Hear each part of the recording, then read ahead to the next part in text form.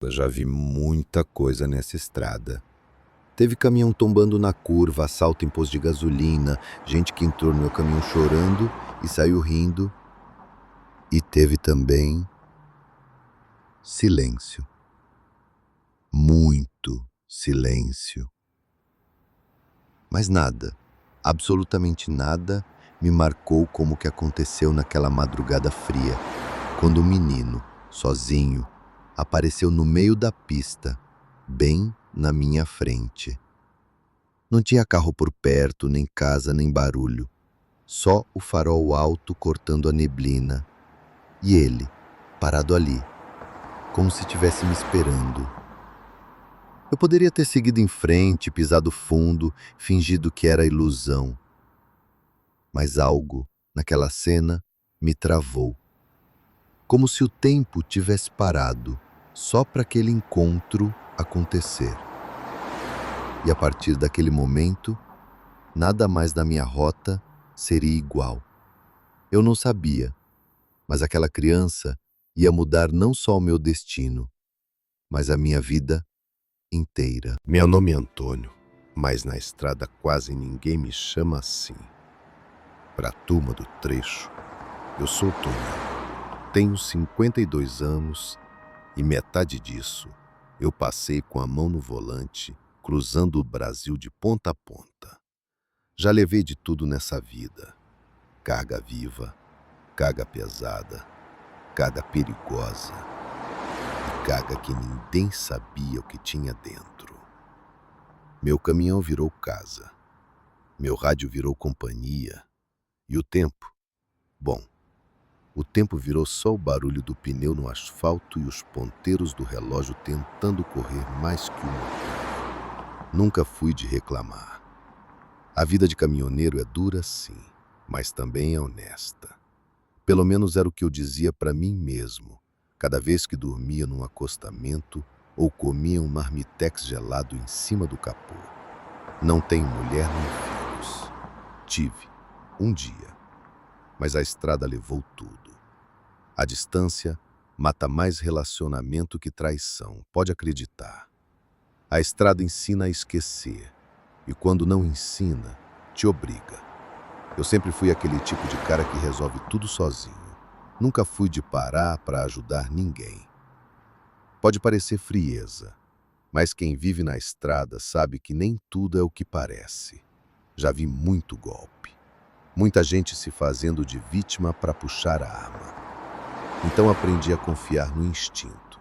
E no instinto, se a dúvida aparecer, é melhor seguir viagem. Mas naquela noite, alguma coisa me quebrou. Não sei explicar. Talvez fosse o cansaço. Ou talvez fosse o jeito daquele menino parado na estrada, do jeito que ele olhava. E me vi nele. Vi o mesmo olhar que eu dava quando era moleque e esperava meu pai voltar da estrada. Aquele olhar que carrega medo, esperança e solidão. Tudo junto, ao mesmo tempo. Não era uma rota nova. Eu já tinha passado por aquele trecho dezenas de vezes. Era um desvio pela BR-487, ali perto da fronteira com o Paraguai. Conhecia cada curva, cada buraco, cada sombra, mas naquela madrugada, o caminho parecia outro. Mais escuro, mais vazio, mais pesado. A neblina estava grossa, a luz do farol mal cortava o branco da estrada. Eu estava só querendo chegar logo ao próximo posto e tirar uma soneca no banco do caminhão. Só que o destino tinha outros planos. Eu lembro que meus olhos começaram a pesar. Já eram quase 4 da manhã. Liguei o rádio, aumentei o volume, abri o vidro para entrar ar frio.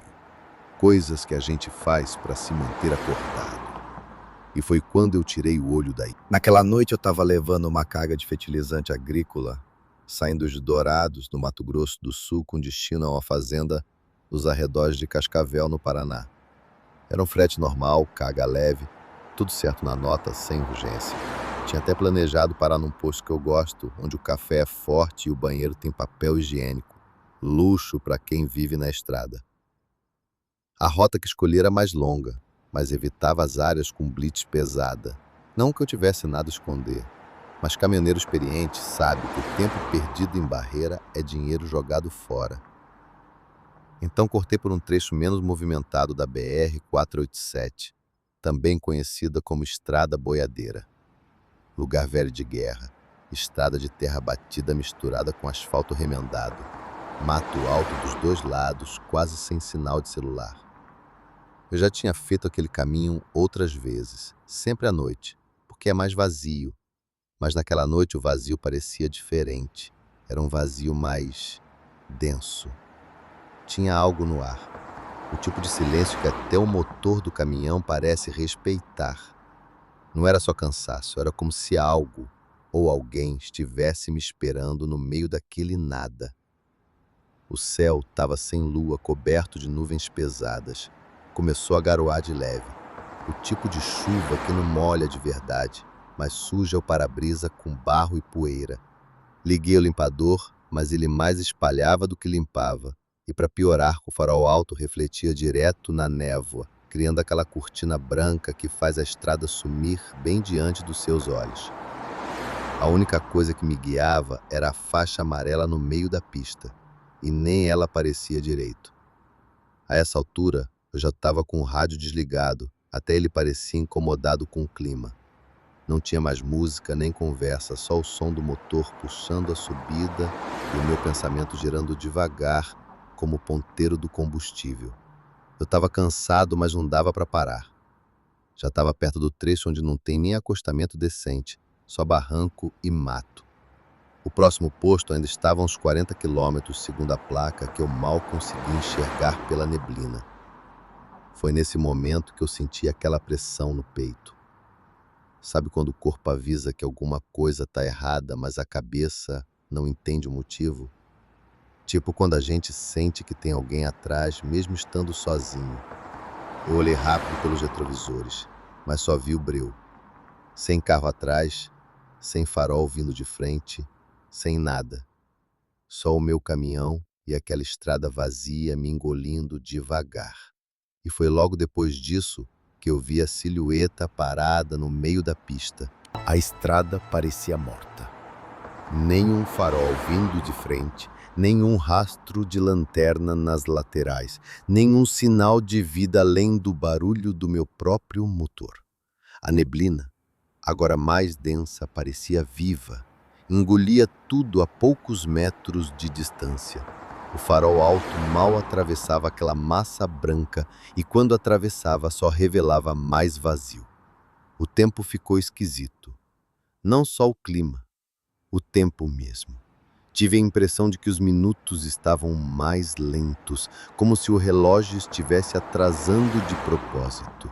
A música do motor ficou mais grave, mais ritmada, quase como uma respiração pesada dentro da cabine, e apesar do vidro aberto, o vento não entrava. Estava tudo parado, sem cheiro de estrada, sem cheiro de mato, só um ar seco, meio frio, meio sujo.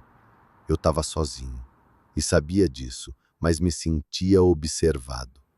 Tentei me distrair olhando os detalhes da estrada, mas não tinha muito o que ver. As faixas estavam apagadas, os olhos de gato quebrados, os postes de sinalização tortos e sujos. E no acostamento, mato alto. Dava para ver as pontas das folhas balançando, mas não tinha vento para isso acontecer. Nessas horas, caminhoneiro costuma contar os próprios pensamentos para se manter acordado. Mas os meus começaram a repetir coisas que eu não queria lembrar. A solidão, o tempo perdido, a família que eu deixei para trás. Me peguei pensando na minha filha, que não vejo faz mais de 10 anos. Ela tinha uns 6 quando fui embora de vez. Coincidência ou castigo, o pensamento nela veio exatamente antes de eu enxergar o menino. Eu não sei explicar porquê, mas era como se a estrada tivesse me levado até ali de propósito, como se eu estivesse sendo guiado não pelo GPS, nem por sinalização, mas por alguma coisa que queria que eu visse aquilo. O caminhão seguia devagar. Eu segurava firme no volante, olhos bem abertos, corpo tenso. Já não era mais só sono ou desgaste, era algo mais profundo, era uma presença. E foi aí que o ar mudou. De repente, o caminhão perdeu velocidade, mesmo com o pé no acelerador. O motor tossiu, o painel piscou por 2 segundos, o rádio ligou sozinho e soltou estática por meio segundo antes de apagar de novo. E então, eu vi ele, pequeno, no meio da pista, em pé, de costas, sozinho. Não era sombra, não era bicho, não era imaginação. Era um menino, parado, exatamente na linha do meu farol. E ele não se mexia. Meu pé bateu no freio com força. O caminhão cantou pneu e por um segundo eu achei que ia perder o controle. A carroceria balançou. O volante tremeu e tudo dentro da cabine pulou para frente. A garrafinha de água bateu na porta, o celular caiu no chão. Mas eu consegui parar. Uns bons 5 metros antes de atropelar o que quer que fosse aquilo. O farol iluminava o garoto de frente agora. E sim, era um menino. Devia ter entre 8 e 10 anos. Estava parado, de pé, de frente para o caminhão. Braços colados ao corpo, uma camisa branca suja e rasgada, bermuda clara, os pés descalços, em pleno asfalto molhado e frio da madrugada. Não fez sinal, não correu, não gritou. Só ficou ali, me olhando. Eu juro que fiquei uns 30 segundos parado, imóvel, com a respiração presa no peito. Meus dedos apertavam o volante como se fosse me proteger. Minha cabeça tentava racionalizar. É golpe. Tem mais gente no mato. É um boneco. Tô delirando. Mas o olhar do menino era muito real. Era um olhar que só quem já teve medo de verdade carrega. "O que você tá fazendo aí?" gritei, sem abrir o vidro. Nenhuma resposta. Ele nem piscou. Olhei para os lados procurando algum movimento no mato. Uma sombra, um parceiro escondido. Nada. A estrada estava completamente vazia. Nem sinal de luz vindo de trás ou de frente. Senti um arrepio subir pela espinha, como se a estrada tivesse esfriado de repente.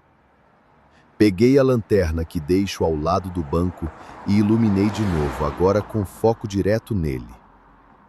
O feixe de luz refletiu nos olhos do menino, e ele não desviou o olhar. Aquilo me incomodou.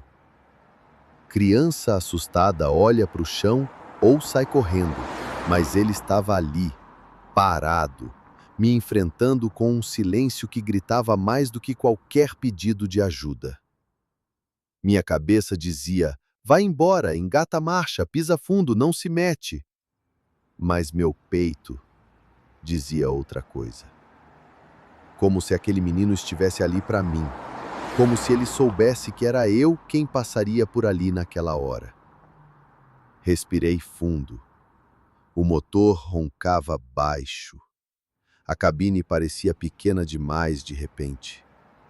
Estiquei o braço, apertei o botão e baixei o vidro. "Tá tudo bem com você?" Ele andou devagar até a porta do caminhão. Cada passo parecia pesado, como se estivesse andando há horas ou dias. O som dos pés descalços batendo no asfalto molhado ecoou no silêncio da noite como uma batida de tambor. Quando chegou do meu lado, olhou para mim sem expressão. Nem medo, nem raiva, nem tristeza. Só vazio. Um vazio profundo, desses que nem adulto consegue fingir.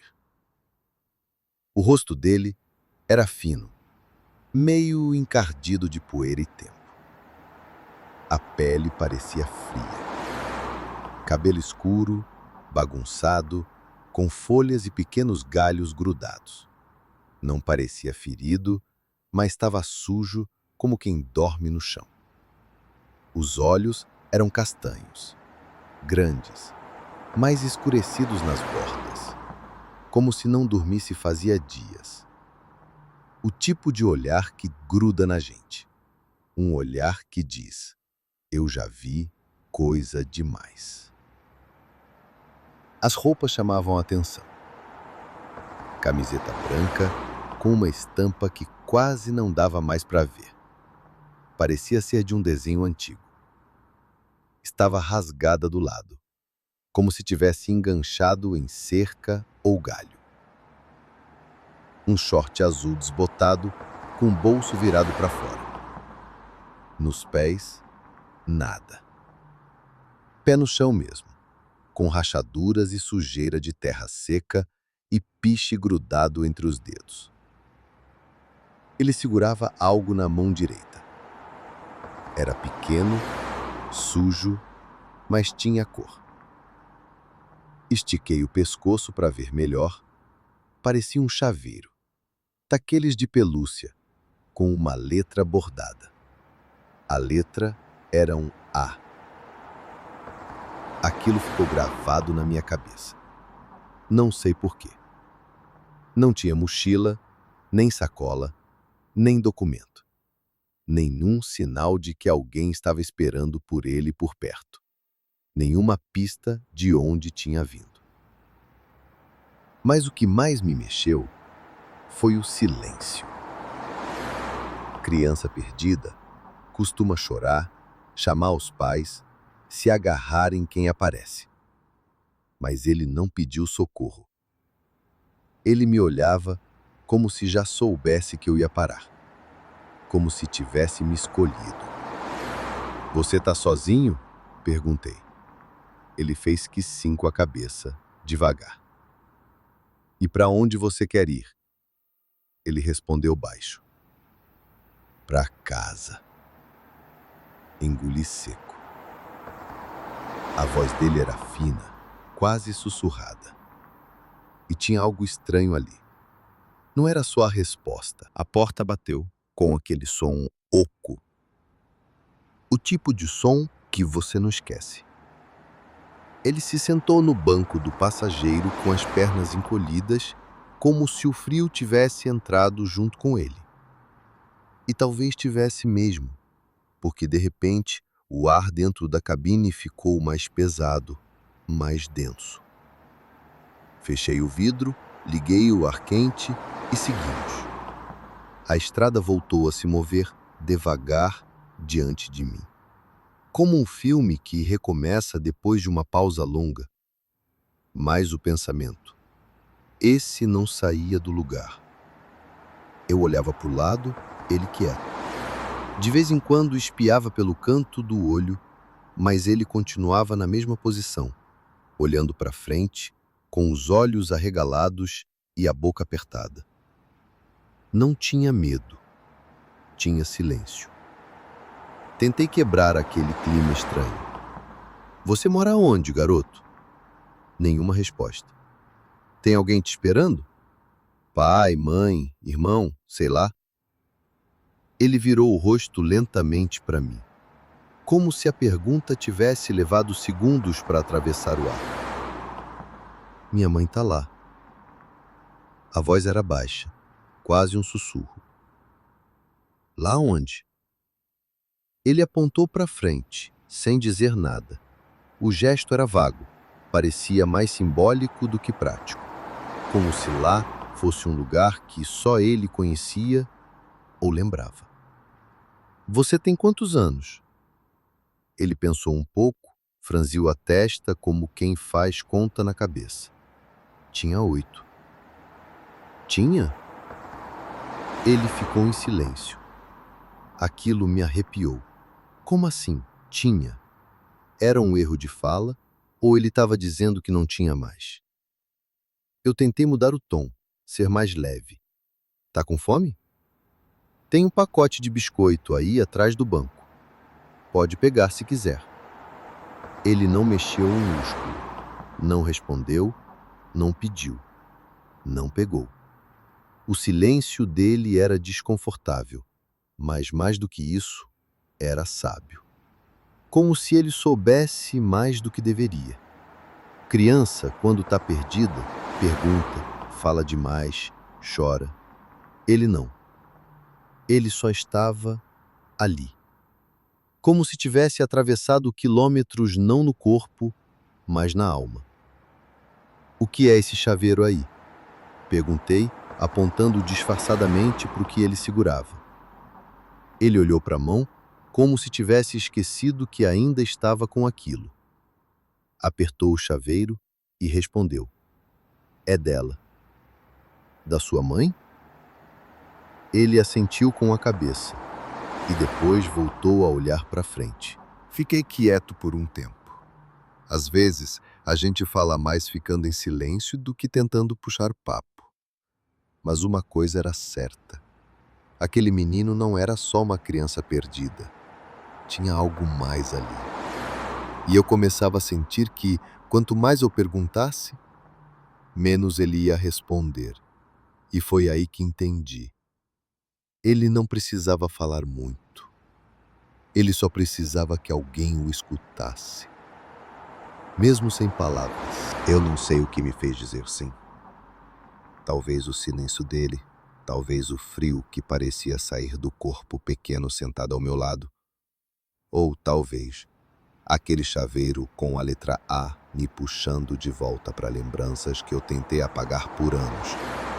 Só sei que, mesmo sem mapa, sem endereço e sem explicação, eu falei: tá certo, moleque. Vamos encontrar sua casa. Ele não respondeu, nem sorriu. Só olhou para frente, como se já soubesse que a resposta ia ser essa, como se tivesse esperado por isso. Aquilo me incomodava e me tranquilizava ao mesmo tempo. Eu estava tomando uma decisão sem lógica nenhuma.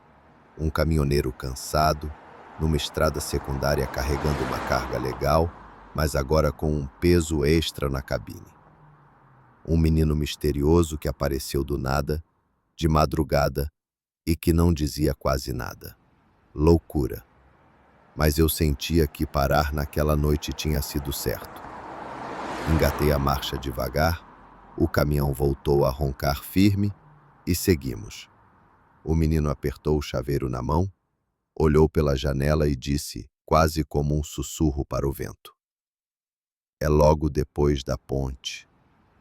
Só que eu não lembrava de nenhuma ponte naquele trecho. Já tinha passado ali várias vezes. Conhecia o asfalto como conheço as rugas da minha mão. Mas talvez tivesse esquecido. Talvez ele tivesse se confundido. Ou talvez a estrada tivesse mudado só para ele. Segui o caminho indicado. Mesmo sem entender, mesmo sem GPS apontar nada. Por algum motivo, aquela resposta dele, logo depois da ponte, me fez confiar. Como se algo invisível me dissesse, vai. E eu fui. Sem destino certo, mas com a sensação estranha de que, pela primeira vez em anos, eu não estava apenas levando uma carga. Eu estava levando alguém que precisava chegar. E a carga mais pesada, talvez, fosse a que nem aparecia na nota fiscal. O passado, a culpa. E a redenção. A estrada seguia quieta e o caminhão parecia deslizar mais do que rodar. O motor, antes tão presente, agora era pano de fundo para um tipo de silêncio que só se ouve quando algo grande está prestes a acontecer. O menino continuava calado, olhando pela janela do passageiro, como se reconhecesse cada curva da estrada. Mas aquilo me incomodava, porque eu não reconhecia mais nada. As árvores pareciam mais fechadas, mais altas. O acostamento tinha desaparecido em vários trechos. Os postes de sinalização sumiram. Eu conferi o GPS pela terceira vez, sem sinal. Tentei ligar o rádio, só para ter um ruído qualquer, além da minha respiração e do ruído do pneu no asfalto. Mas tudo o que saiu foi estática. E depois, silêncio. Desliguei. Você já passou por aqui antes? Perguntei. Ele assentiu com a cabeça, devagar. Com quem? Insisti. Ele demorou para responder e então disse: com ela. Não explicou quem era ela. E naquele momento, eu já sabia que não adiantava forçar. O menino mexia muito pouco, mas toda vez que passávamos por algum ponto específico da estrada, uma árvore caída, uma cerca quebrada, uma curva mais fechada, ele olhava fixo, como se estivesse se lembrando de algo. Eu comecei a prestar atenção nisso. Ele reconhecia lugares que, para mim, pareciam invisíveis. Foi então que ele perguntou, do nada: Você tem filha? Aquilo me pegou em cheio. Fazia anos que ninguém me perguntava isso. E fazia ainda mais tempo que eu não tinha coragem de responder. Mas ali, naquela estrada sem tempo, com aquele menino estranho ao meu lado, eu só consegui dizer: tive. Ele olhou para mim, com um olhar triste, mas calmo. Ela sente saudade de você. Aquilo me travou. O volante escorregou um pouco da minha mão de tanto que ela suava. Ele não podia saber da Ana. Ninguém sabia. Eu não falava dela com ninguém desde o dia em que fui embora. Como você sabe disso? Perguntei. Ele deu de ombros e olhou de novo para frente. A conversa morria ali, mas a dúvida só crescia. Mais alguns minutos se passaram. O farol do caminhão agora refletia em trechos da pista que pareciam molhados, mas a chuva já tinha parado. Era como se estivéssemos andando por uma estrada que existia só naquela noite, naquele momento. E o menino, com aquele chaveiro apertado entre os dedos, sussurrou: Tá chegando. Eu não sabia onde estávamos, nem para onde íamos. Mas comecei a perceber. Eu não era o motorista daquela viagem. Eu só estava sendo levado. Seguimos em silêncio por mais alguns minutos. A estrada parecia mais escura, mesmo com o farol alto ligado. As árvores nas margens estavam mais próximas, como se estivessem se curvando em direção ao caminhão. Era uma sensação estranha, como se o caminho estivesse se fechando atrás da gente, cortando qualquer possibilidade de retorno. Foi então que ele falou de novo, do nada, como quem decide quebrar um segredo guardado por tempo demais. Eu não devia ter saído de casa. Minha mão apertou o volante. A frase era simples, mas o tom carregava culpa, culpa pesada. Olhei de canto de olho. Ele continuava olhando para frente, mas agora mais quieto, mais introspectivo, como se revivesse aquilo em silêncio. Ela mandou eu esperar, mas eu fui sozinho. Quem é ela? Perguntei. Ele hesitou, mordeu o lábio inferior, olhou para a mão com o chaveiro e sussurrou: minha mãe. A forma como disse aquilo me deixou desconfortável. Não era só tristeza, era como quem sabe que não vai ver mais. Como quem não tá só com saudade, mas com dívida. Você fugiu? Perguntei com cuidado. Ele balançou a cabeça negativamente. Depois olhou para mim e disse: ela disse que ia voltar logo, só que demorou e eu fui procurar ela. Achei que ia ser rápido. Fez uma pausa, respirou fundo, mas me perdi e depois já era tarde. Silêncio. Aquelas palavras ecoaram dentro da cabine com um peso que nem o motor conseguiu cobrir. Eu queria perguntar mais, queria entender, mas fiquei mudo. Alguma coisa me dizia que, se eu forçasse, ele se calaria de novo. Ela me chamava de anjinho. Ele continuou, como se estivesse falando com alguém do outro lado do vidro, não comigo. Dizia que eu era tudo que ela tinha, e que se um dia eu me perdesse, ela ia me encontrar, não importa onde. A voz falhou no fim da frase. Eu senti o nó na garganta subir, mas engoli seco. O cheiro da cabine mudou de novo, como se o ar ficasse mais denso, mais velho. Ela te procurou? Perguntei, já sabendo a resposta. Ele apenas olhou pela janela e disse: ainda está procurando. A estrada continuava, mas algo dentro de mim começava a parar. Como se meu corpo estivesse dirigindo no automático, enquanto minha cabeça ficava para trás, tentando juntar as peças de um quebra-cabeça que nunca batiam. O que aquele menino tinha acabado de dizer ficou martelando na minha mente como marcha presa. Ela ainda está procurando. Mas procurando onde? Procurando quem? Há quanto tempo? Ele estava perdido ou desaparecido? Olhei mais uma vez para o painel do caminhão. O relógio digital pisca, muda de hora sozinho. Olhei 2 vezes. 4 da manhã. Pisca. 2h20. Pisca. 4 de novo. Eu dou um tapa no visor. Ele apaga. Foi quando comecei a perceber as coisas erradas. As árvores do lado da estrada eram as mesmas.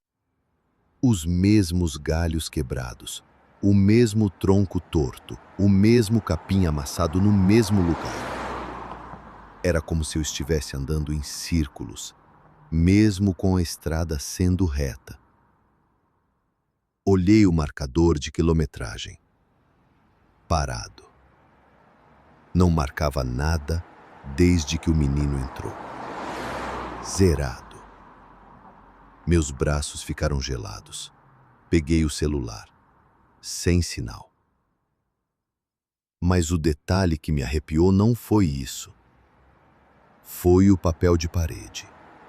A imagem da minha filha, pequena, no balanço.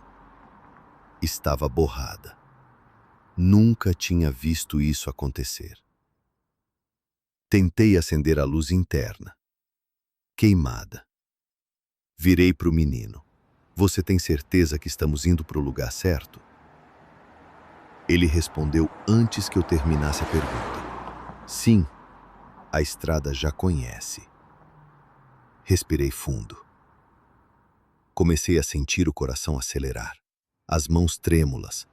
Aquilo já não era só estranho. Era impossível. Eu conhecia aquela estrada há 20 anos. Nunca tinha visto esse tipo de neblina, nem essas curvas, nem essa escuridão sem fim. E agora, mais estranho ainda, meu estômago doía, não de fome. Era como se algo estivesse virando por dentro. Um instinto bruto gritando que aquilo tudo não era normal. Foi então que avistei ao longe uma estrutura em arco. A ponte, pensei. Mas ali não tinha ponte. Nunca teve. A tal ponte apareceu diante de nós, como se tivesse surgido do nada. Um arco de metal enferrujado, coberto por trepadeiras, cruzando um córrego raso e escuro. A estrutura era antiga, de ferro batido, dessas que a gente só vê em cidade abandonada. E eu juro, aquilo não existia ali. Nunca existiu. Reduzi a marcha, olhei em volta, nenhuma placa, nenhum marco, nenhum som além do motor e da minha própria respiração, agora pesada. Olhei para o menino. Ele fixava o olhar na ponte, como quem reconhece algo importante. Não sorriu, não se mexeu, só disse: é aqui. Pisei no freio, encostei o caminhão com cuidado, o farol iluminava o início da ponte, mas a outra extremidade era engolida pela neblina. O menino desceu da cabine sem pedir, simplesmente abriu a porta e foi. Os pés descalços tocando o chão molhado e eu ali, assistindo sem entender se devia impedir, seguir ou rezar. Desci atrás dele. O ar estava mais frio fora do caminhão, um frio seco que parecia vir de dentro da pele. Cada passo meu fazia o cascalho da estrada ranger, como se estivesse pisando num lugar esquecido pelo tempo. Ei, garoto! Chamei. Ele parou no início da ponte, mas não olhou para trás. Ficou ali, olhando o escuro do outro lado. Me aproximei devagar. Olhei para a madeira da estrutura, velha, estufada de umidade. No centro da ponte tinha algo pendurado, um trapo vermelho, balançando com o vento. Parecia uma camisa infantil. Foi aí que eu vi. Na beira do barranco havia um altar improvisado, um monte de pedras empilhadas, com flores secas, uma vela derretida e uma foto plastificada. Eu cheguei mais perto. As mãos tremiam. Peguei a foto e virei contra a luz do farol. Quase deixei cair. Era ele, o menino. Mesma camisa, mesmo rosto, só que mais limpo. Na foto, ele sorria. E abaixo do retrato, escrito com caneta preta, desbotada pela chuva: Anjo, 8 anos. Desaparecido em 2012. Meu coração travou. As pernas perderam a força. Olhei para a ponte, mas o menino não estava mais ali. Sumiu. Só a neblina balançando o trapo vermelho. A mente queria correr, mas o corpo ficou, porque parte de mim já sabia. Fiquei parado diante da foto como quem segura um pedaço de tempo congelado. A mente tentava processar, negar, argumentar, mas o corpo já sabia.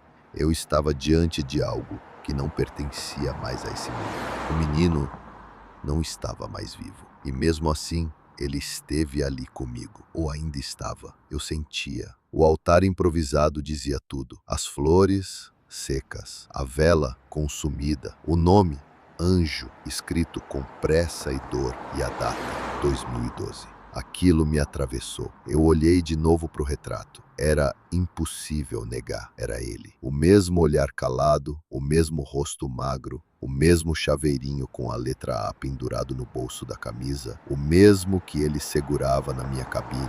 O chão parecia girar. Um zunido baixo começou a crescer nos meus ouvidos, como se o mundo quisesse me empurrar para longe daquilo, mas eu não conseguia sair. Minha mão tremia segurando aquela imagem do passado, como se eu estivesse tocando num fantasma. E então algo mudou. O farol do caminhão piscou. Uma vez, duas, três. Depois apagou. A escuridão me engoliu e o frio ficou mais forte. Foi aí que eu ouvi a voz dele, clara, mas vinda de dentro de mim, não dos ouvidos, da lembrança. Ela me disse para esperar, mas eu atravessei a ponte e nunca mais voltei. Fechei os olhos. A imagem veio de forma nítida. O menino caminhando sozinho à noite, naquela mesma estrada. O medo, o choro contido, o passo hesitante em direção ao arco velho da ponte. E então, um grito, um escorregão, um som de algo caindo na água e o silêncio. O mesmo silêncio que me acompanhava agora. Entendi tudo. Ele não queria carona. Nunca quis. Ele queria voltar. Voltar àquele momento, voltar para o lugar onde tudo parou, onde ele se perdeu, onde talvez ainda esperasse, ano após ano, que alguém voltasse por ele. E eu fui esse alguém, ou talvez não. Talvez eu também estivesse voltando de alguma forma. A lembrança da minha filha me tomou de repente. Ana, o nome riscado da minha agenda, da minha parede, da minha vida. Ela também me esperava, de outro jeito, em outro lugar. Eu era tão perdido quanto aquele menino, só que em vez de sumir, eu me escondi, atrás do volante, da estrada, do silêncio. E agora, ali, diante daquela ponte, diante daquele passado preso entre dimensões, eu entendi. Às vezes, a estrada devolve o que a gente esqueceu. Às vezes, ela devolve o que ela mesma levou. Não sei quanto tempo fiquei ali parado. Pode ter sido 1 minuto, pode ter sido 1 hora. A escuridão não dava pistas. O relógio do caminhão estava apagado. E o céu já não tinha estrelas. Só o som do vento passando pela ponte, balançando o trapo vermelho, como se aquilo fosse a última bandeira de uma história esquecida. Voltei devagar, com os passos pesados, como quem caminha depois de acordar de um sonho ruim. Subi na cabine sem pressa, sentei no banco Fechei a porta e encostei a cabeça no volante. Respirei fundo. Tentei dar partida. O motor tossiu uma vez, duas, na terceira, ligou, como se esperasse eu voltar. Olhei para o banco do passageiro, vazio. O lugar onde o menino tinha sentado agora só tinha um pequeno detalhe: o chaveirinho com a letra A, repousado sobre o tecido. Limpo, quase novo, como se tivesse sido deixado ali com cuidado. Passei a mão devagar sobre o objeto. Era leve, frio, real. Não tinha mais dúvidas. Ele esteve comigo. Seja como for, por quanto tempo for, ele esteve. E agora foi. Talvez, enfim, encontrado. Talvez, enfim, em paz. O rádio do caminhão, sem ninguém encostar, ligou sozinho. Não com estática, não com interferência, mas com uma canção suave, antiga, dessas que a gente ouve só quando está muito cansado ou muito aberto. A letra falava de voltar para casa, de reencontrar o caminho, de ser lembrado. Engatei a marcha. Voltei à estrada, mas ela já não era a mesma. Eu já não era o mesmo. As árvores pareciam mais distantes, o asfalto mais liso. O céu começava a clarear num canto do horizonte. A neblina se dissipava. A faixa central voltava a aparecer, nítida, pintada de novo. Como se tudo o que aconteceu tivesse limpado não só a estrada, mas a minha mente também. Aquele menino apareceu para ser levado. Mas quem foi conduzido, no fim das contas, fui eu. Eu voltei para a pista como quem volta de um lugar que não aparece no mapa. A estrada seguia, o sol ameaçava nascer no canto do para-brisa e o rádio tocava baixinho, como se respeitasse o silêncio do que tinha acontecido. Eu não sabia se tudo aquilo tinha sido real, se era sonho, se era algum tipo de mensagem. Mas uma coisa eu sabia: eu não era mais o mesmo homem que tinha parado naquela curva. Passei anos fugindo da minha própria estrada, da filha que deixei para trás, das promessas não cumpridas, dos silêncios que eu mesmo construí entre frete e frete. Me escondi atrás do volante, dizendo que estava trabalhando, mas no fundo, eu só estava fugindo de mim. Aquele menino, perdido, esperando alguém voltar, era mais do que uma aparição. Era um lembrete, um espelho, um pedido de socorro que também era meu. Ele me mostrou o que é ser esquecido, o que é esperar por alguém que prometeu voltar e não voltou. E pior, o que é não ter a chance de voltar. Eu tive, e ainda tenho. Talvez nunca descubram o que realmente aconteceu com aquele menino. Talvez ninguém acredite na minha história. Mas isso não importa. O que importa é que agora, cada vez que subo na boleia, carrego algo a mais comigo. Não uma carga, não um passageiro, mas uma certeza.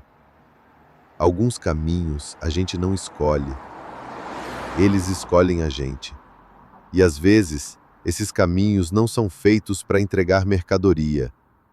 São feitos para devolver a alma. Já tinha rodado alguns bons quilômetros desde que deixei a ponte para trás. A paisagem voltava ao que eu conhecia.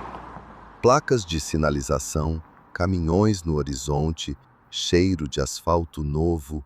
O mundo parecia ter voltado ao normal, mas eu sabia, eu não voltei igual. O chaveirinho com a letra A ainda estava ali, pendurado no retrovisor, balançando devagar com os solavancos da estrada. Eu tinha colocado ali por instinto, sem pensar.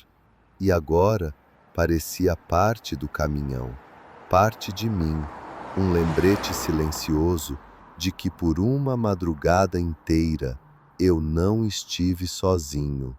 Estava distraído, perdido em pensamento, quando algo no acostamento me fez virar o rosto. Um borrão rápido, quase imperceptível, mas o bastante para me gelar a espinha. Um menino, de costas, parado, com os pés descalços, olhando para a faixa da estrada. Camisa branca, suja, mesmo porte, mesmo silêncio. Pisquei, assustado. Olhei de novo. Nada. Era só uma cerca, uma árvore torta, talvez uma sombra, ou talvez não. Na mesma hora, o rádio chiou, só uma vez, um estalo seco. Depois, silêncio. O tipo de silêncio que não assusta, mas avisa. Não falei nada, só apertei o volante e segui. A estrada não exige explicações, ela só segue, e às vezes leva com ela os que ainda têm algo para terminar. O céu já estava claro quando passei pela próxima cidade. Parei num posto qualquer, abasteci em silêncio. O frentista puxou conversa. Falou do tempo, perguntou se eu vinha de longe. Respondi com um aceno vago. Como explicar o que nem eu entendia? Enquanto ele cuidava da bomba, entrei na cabine e olhei para o chaveiro. A letra A balançava devagar, como um pêndulo, como um coração que ainda bate mesmo depois de tudo. Peguei o celular. A bateria antes zerada estava cheia. Sinal cheio, horário certo, nenhuma ligação perdida, nenhuma mensagem. Mas na galeria, uma nova foto. Era o painel do meu caminhão. E no banco do passageiro, a silhueta de um menino. A mão dele segurava o chaveirinho e ele olhava para frente, como se nunca tivesse saído dali, como se ainda estivesse viajando comigo. Fechei a foto, guardei o celular. Respirei fundo. Voltei para a estrada. Porque tem viagem que não termina. Tem estrada que não some no retrovisor. E tem encontro que não acontece por acaso. Fim? Talvez. Mas naquela manhã, eu não estava mais sozinho.